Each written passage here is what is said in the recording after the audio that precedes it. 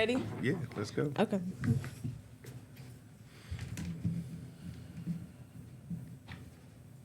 Happy New Year, everybody. We're getting started. We're coming in hot. We got a guy here who is an author, a producer, an executive producer. Wow.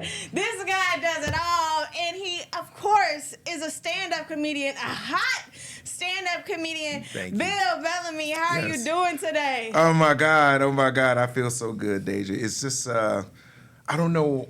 I'm just in a vibe, like in a frequency right now that I feel really, really good about life. I feel grateful. I feel humble.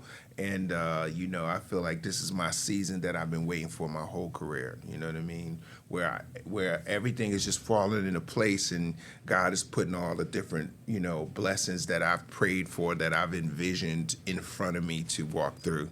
That's what I feel like. Yeah, well, what's falling into place? What's going on? What's happening with you? TV projects, my new comedy special, I'm working on that in the first quarter of the year, so that's exciting because I spent a whole year of 25 perfecting, tweaking, taking this joke out, putting that in, trying that, so I'm like, okay, I'm ready. Yeah. I'm ready. Where is it? Do you know where, or can we say where it's going to platform? I don't know. I mean, if I can do it right, I would love to do it in D.C. in March. Yeah. Do you know what channel it's going to be on? Like what? We'll put it on Netflix or whoever. We just gonna shoot it and make it like the people's comedy special where it's the right voice for right now, what people feeling, what they're going through, what they thinking, And so to me, I just wanted to do a special that I think can stand the test of time, like where if you watch it 5 years from now, if you watch it 10 years from now, you still gonna crack up. You're gonna be like, yo, B was right. B was crazy with it. Yeah, and there's a lot. There is a lot going on right now. Golly. And sometimes, to me anyways, it can feel a bit heavy. Yeah. So how do you, as a comic, work through that? I think that's what we're here for. Comedians don't get like the credit that we deserve as far as what we do for the people. We bring joy, right? We make people laugh. We give them a chance to escape from the pain or the struggle or the depression or just the worry of life, And so when we come in, we was the silly kids at the cookout. Yeah. We was the silly kids in the back of the room breaking up the monotony of class. We was the silly kids, acting up in the movie theater. You know what I mean? Yeah. I was one of the kids, doing the stink bombs in 3rd grade, 4th grade, stuff, just getting everybody laughing. So I think it's in our community. Absolutely. It is one of our things, just like music, I think laughter brings us together and laughter heals the soul. So when we sit around and we listen to good music and we eating and having a good time with our family, or we at the cookout laughing or kicking it with our cousin, or you kicking it with your best friends and y'all cracking up on each other, you be like, yo, Felicia's so stupid now. We left her at Cancun again, No, not in Cancun. Oh my God. Terrible friends. There you go. Like, girls always have those stories. Y'all do y'all girl trips. A lot of women are funny too. Absolutely. Yeah, y'all got it going on. So we need laughter from the females as well. So we get to see y'all perspective on the game, and I look forward to seeing more and more talented females be comedians. Yeah, you know what? Since you mentioned that, what advice would you have? Because there's a lot of local comics out here. Okay. What advice would you have for a local comic or somebody that's growing or somebody that's on their way? Say you're up and coming comic, I think one of the things you could do is utilize the internet, because if you're thinking of funny stuff and you got something that is really catchy, you could catch a little fire there, you know what I mean? And you could be creative when you want to. Like like me, like I'm a veteran and I could think of something funny right now and put it up.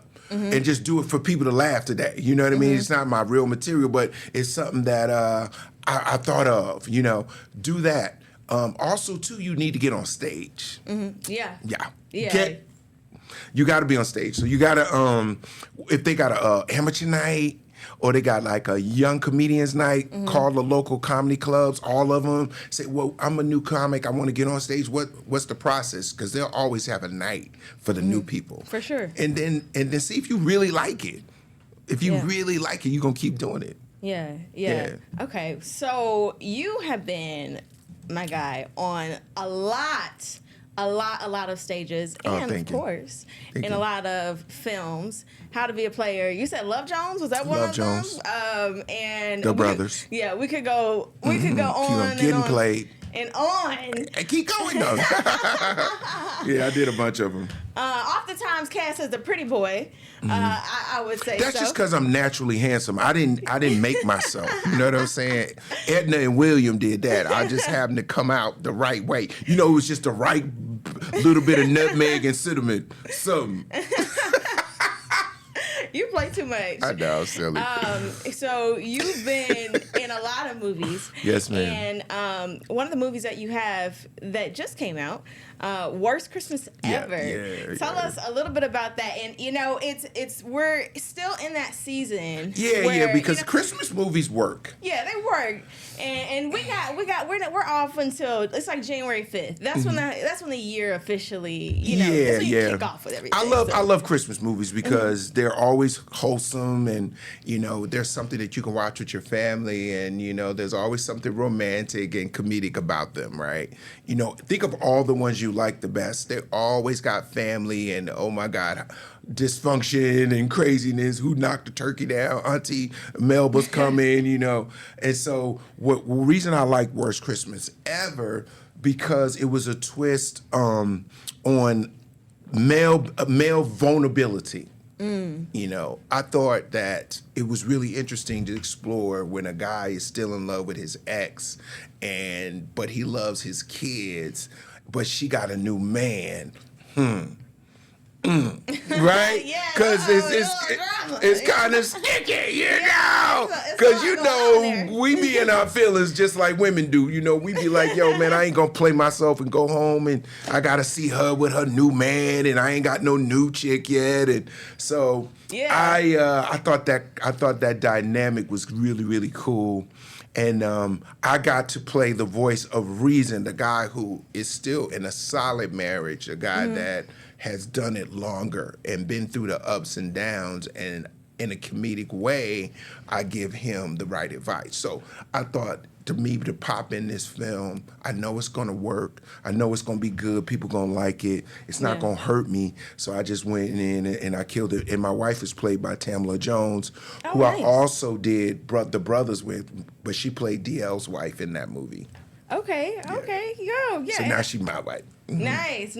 And I've also seen you perform quite a few times. So I've been blessed and lucky. Oh, you seen me live before? I've seen you live several times. Oh, thank you. Thank you. And you did a really great job. I think one of the things that you talked about, if I'm remembering correctly, was how men can sometimes be more emotional than women. Oh, my God. Yeah, I'm pretty sure that was you who said that. And that is definitely 100% true. People don't acknowledge it. People act like it's not true. But I'm like, I don't know. No. I feel you're one of the only comedians that's really... Because I like to talk about real mean stuff.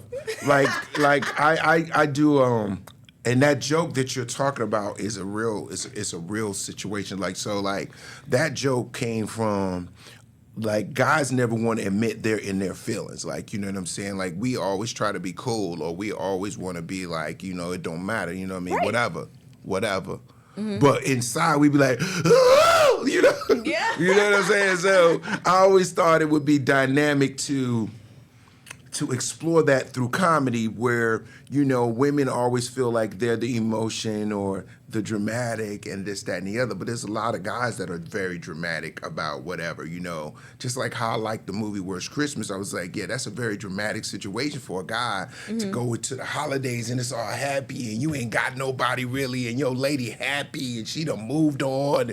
Woo! That they can knock down a tree on that one, right? Yeah. And so, for me, I feel what I'm best at in my comedy, and why you remember that specifically, because it touches an emotion. Mm-hmm. You know what I mean? So I always try to grab an emotion that's like authentic. You know what I'm saying? Where a guy is see his ex with somebody, and he like trying to be all cool, like He loud. So what's up? How you doing? Don't act like you don't see me over here. You know, he bugging. Like, why is you bugging?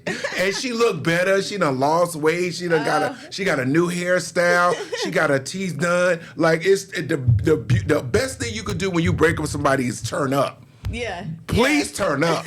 And women turn all the way up. Oh my God! Women turn all the way up. Like, she ain't never did Pilates. She ain't never went to bed at 8 o'clock and got her whole rest. So now she look good. She refreshed. She went on a trip. You know, she done went and got herself a massage. And then you see her just when she left the nail salon. Her nails is flawless. Her teeth is white. You like, damn, girl. And she like, hey. And they give you that hey like she over you. Hey. Okay. Oh, that hey be hurt like a mother. That hey. No, babe, no nothing. No, hey. Yeah. It's good to see you. I'm glad you're well. Boop. And she move on. You like, well, you got me messed up over here. We've moved on. Oh, yeah. I'm like, it's all, that's the beauty of the game, you dig? Yeah, for sure. And so you've given us a lot really in this time, and we're gonna get to see even more at Helium. That's this weekend I'm working on it. Yeah, I got some fun stuff for y'all. I got some real fun stuff to say this weekend. I'm excited. Yeah. I'm bringing 2 comedians that you guys haven't seen before, so it's gonna be a different kind of show, but fun. Mm-hmm. We have a DJ, local DJ that's gonna do spinning the music, because we do this real crazy music tribute at the end of my show that gets the crowd going nuts. Yeah. So we're gonna have fun with that. And I hope you can make a show this time. Can you come? Can you come to one of the shows? I told you I've come to. Oh yeah, you gotta come. I got a rose at one of them. I don't know. Oh yeah. Oh yeah. You a part of. Girl, you a part of the family. I already know. I'm like, you got a rose, everything. You gonna get 3 roses tonight. Also, I have to say this, 'cause, I've seen you a couple of times, and I've seen a lot of comedians, over my years, but you absolutely handled a heckler very, very well. Oh yeah, I'm good. There was one in particular, and sometimes hecklers happen, but this guy, he went it was really crazy, and I just got to give you your props. Thank you. It's not even a question. It was just like, oh my God, you handled the situation. But you got to be ready for that. So well. So the thing about hecklers that people don't understand, right? Sometimes they're drunk a little bit, and they kind of want to be a part of the show, and they want to be, but you got to control that. Right. Because it could go left and get out of hand, and that ruins the show for the people that want to listen, right? Mm-hmm. But when you are a long-term veteran comedian like me, who's been in so many weird situations with that, I'm ready for that. That doesn't faze me. Like, I can just kill that quick or make it work in a funny way. Yeah. Now, people running on stage trying to attack you and all this other stuff. Yeah. I don't have those kind of issues, but I'm just saying, like, you have to have that skill set, because you could lose your show. Yeah. Like, I remember, you're not gonna believe this. You are not going to believe this. So I'll never forget, I was in Florida doing a show, and this white lady was really, really, really drunk, and every time I would say something funny, she would repeat it. Like, loud though. Like, oh my God, he went in the store. Somebody was like, oh my God, yes, I went to New York, And it's like, it could be funny once. But she and so the couple behind the guy was like, babe, he called her B. He said, sit down. I didn't come here to hear you let the man do his show. Mind your business. Oh my God, you're so rude. Blah, blah, blah. And it kept going on and on. All of a sudden, she turned around and hit my man over the head with the champagne bottle. And the champagne bottles sound like that when they break. Yeah, he did. That's a Tyler Perry movie. Yo, right? I said, oh, snap. Everybody went like this, and the glass went everywhere. I said, y'all, don't even trip. Uh-oh. She white. White people hit the people. No, because it's true. White people hit the people they mad at. Black people shoot everybody. White people just hit the person they mad at, and they done. Black people shoot people that don't have nothing to do with nothing. I don't know about that. What? We done hit. Maybe stray, because sometimes we don't got practice. Y'all see, we don't. Because we crash out. Black people crash out. We crash out. We throw this girl over. We knock him down. We knock the table over. Like, we just crash out. So that was the way that I was able to bring it back, because in the moment, I don't know what made me say that, because it was a very precise thing, and it stopped, and then it went back. I said, thank God she didn't get another bottle. She only had one. She didn't put what was that, Sheila? Yeah. Exactly. She wasn't playing with that guy. Nah, she hit him dead in the top of his head too. Yeah, and then you also got a little experience with hecklers because you used to host a show, and this is how I first met you. Mm-hmm. My parents used to watch Who's Got Jokes. Oh yeah. And I'm pretty sure, if I remember now, it's been a long time since this show, but it was early 2000s. Yeah, they had a heckler that would like be in the audience that was like planted. Oh yeah. And we would want to see if the comedians could respond to that. And that was the thing that I thought was really cool about Who's Got Jokes, for those who are watching and listening. Who's Got Jokes was on TV One, and that was like at the beginning of, sort of that network was starting out. And that was a show that I executive produced. I thought it was my version of Last Comic Standing with an extra twist to it, right? And what was cool about that was we were doing stuff to make sure you was a real comedian. Can you handle it? We would switch the audience out to kids. We would switch the audience from white to black. We'd have a heckler come out. I remember one time we had a dude that pretended he was the police serving papers, and one of the dudes ran because he thought it was child support. It was so freaking funny. And black folks was passing out, falling all over the place. So that show was really a great tool to really give comedians all the skills. We discovered Lil Rel on that show. Really? Yep. We discovered Tiffany Haddish on that show. Really? No. Yeah. It's so many comedians that were like just coming up. Ali Sadiq did it. Oh, really? Yeah. Okay. Yeah. Man, they've been around a long time. Yeah. Sometimes you don't realize. It takes a long time to get on. Right. Yeah. It takes people a minute to get for people to go, yeah, I love you. Yeah. But people have been saying that about you for quite 30 a while. years. Yeah, and they're going to be saying it tonight because you're going to be at Helium Comedy Club in downtown Indianapolis. Yes. You've got 5 shows here. Let's pull that up. You've got a show tonight, Friday, January 7 and 9:30. 7 and 9:15. That's white people time. That's Messy. Black folks. That's 9:35. So that's 9:15 and tomorrow. And the worst place, I always tell people the absolute worst place. I think one of the worst places to show up late is a comedy club. Don't do it. Don't have seat in the front. Yeah. Oh. It's always somebody who has on like yellow or orange. Oh my or, like, God. Feathers and a sequins. fake fur. It's like no. It's like I think you're just asking for it. Yeah, you want to get smoked. That's you want all the smoke for sure. And so we've got those 2 shows tonight, 7 and 9:15, and then we also have a show Saturday, 2 shows at 7, and this is the one that's at 9:30 p.m. Okay, I don't know why. I don't. They just did that to play with us. I think a little bit there, and then we have a show on Sunday at 7 at 7 p.m. on January 4th. Of course, in the new year, you get you some last minute fun before we all get back to the grind, man. Get back to the regular schedule. Well, listen, I want to thank you so much for the interview. It's so good to see you, sis, doing your thing. I'm so proud of you. You glow. You're radiant and so smart and charming. I wish you nothing but the best, and keep laughing and keep believing in yourself. Thank you so much. I really appreciate you. I can't wait to see your show. Let's go, Deja!